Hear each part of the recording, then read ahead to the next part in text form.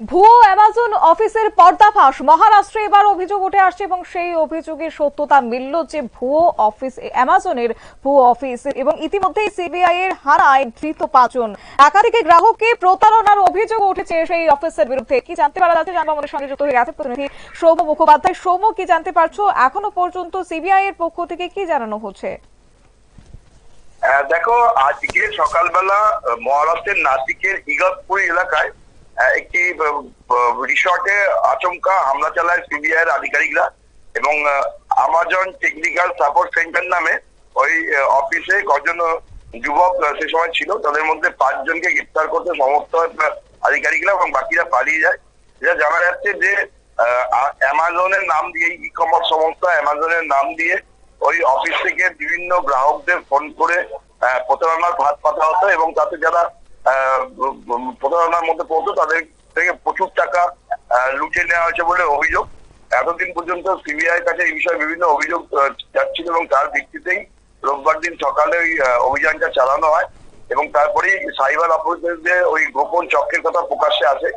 CBI সূত্রে জানা গেছে যে 5 জন ধরা পড়েছে তাদের নাম হচ্ছে বিশাল যাদব, সয়াহাট, দুর্গেশ, অভয় এবং এরা প্রত্যেকটি মুম্বাইয়ের বাসিন্দা। এরা মূলত আমেরিকা এবং কানাডার নাগরিকদের নিশানা করতো এবং তাদেরকেই প্রতারণার মধ্যে প্রচুর টাকা লুট করতো।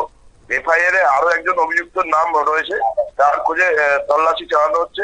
যেটা প্রাথমিক তদন্তে উঠে এসছে যে নাসিকের ইগতপুরি এলাকার রেন ফরেস্ট রিসর্ট নামে একটি জায়গায় ওই অ্যামাজন টেকনিক্যাল সাপোর্ট নামে অফিস খুলে প্রতারণার ফাঁদ পাতা হয়েছিল এবং ওই অবৈধ কল সেন্টার থেকে আমেরিকা এবং কানাডার গ্রাহকদের উড়ো ফোন করে প্রতারণার ফাঁদ পাতা হতো এবং তার মাধ্যমে এই পুরো চক্রটা চলতো।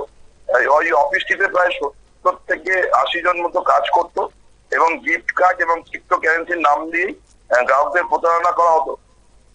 আজকে ওই অভিযানের ফলে 44টি ল্যাপটপ, 71টি মোবাইল ফোন বাজেয়াপ্ত করেছে সিবিআই আধিকারিকরা।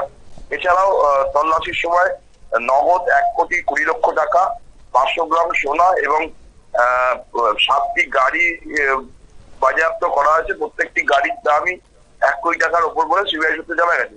এই 5 জনকে জেরা করে এই চক্রের সাথে আরো কারা জড়িত আছে সেই বিষয়টি জানার চেষ্টা করা হচ্ছে। প্রাথমিকভাবে জানা গেছে সিবিআই তরফ থেকে যে গোটা দেশ জুড়েই এই চক্রের জাল বিস্তৃত আছে বলে প্রাথমিকভাবে তারা জানতে পেরেছে। এখনো পর্যন্ত জেরা চলছে, তারপরেই এই বিষয়ে বিস্তারিত আরো তথ্য সামনে আসবে বলেই সিবিআই তরফ থেকে জানানো হয়েছে। তবে দেশের আনাচে কানাচে এখন এই অনলাইন শপিং অ্যাপের মাধ্যমে প্রতারিত হচ্ছে গ্রাহকরা, সেই জায়গা থেকে আগামী পদক্ষেপ কি নেওয়া হচ্ছে আদৌ? দেখো, কেন্দ্রীয় সরকার থেকে ইতিমধ্যেই বিভিন্ন রকমের নিরাপত্তা ব্যবস্থা নেওয়া হয়েছে, কিন্তু তারপরেও সরকারের যেটা অভিযোগ যে গ্রাহকরা সচেতন করা হলো, গ্রাহকদের বিভিন্ন মাধ্যমের মধ্যে সচেতন করা হলো, অনেক গ্রাহকই এখনো পর্যন্ত সচেতন নয়। ফলে তারা এই যে প্রতারকদের বিভিন্ন পাতা ফাঁদে তারা পা দিচ্ছে, তার ফলেই বিভিন্ন ধরনের ঘটনা ঘটছে। দেখো, প্রসঙ্গত উল্লেখ্য যে দেশ জুড়ে ডিজিটাল অ্যারেস্টের মাধ্যমে প্রতারণার পরিমাণও বেড়ে গেছে। তার পাশাপাশি এই যে ই কমার্স সংস্থাগুলো আছে, অ্যামাজন, ফ্লিপকার্ট, এই ধরনের যে বিভিন্ন ই কমার্স সংস্থাগুলো আছে, তাদের নামেও ভুয়ো কল সেন্টার খুলে বিভিন্ন রাজ্যে প্রতারণা করার অভিযোগ উঠে এসছে এবং এই সাইবার অপরাধীরা বেশিরভাগই দেশ থেকে বা দেশের বাইরে থেকে এই ধরনের কাজকর্মগুলো পরিচালনা করে। মহারাষ্ট্রের যে ঘটনাটা ঘটেছে, মহারাষ্ট্রের যে চক্র ধরা পড়েছে, গোটা দেশেই এই চক্র, এই ধরনের চক্র অনেকগুলো আছে বলেই সিবিআই দের দাবি এবং তারা এই বিষয়ে চারিদিকে তদন্ত করছে।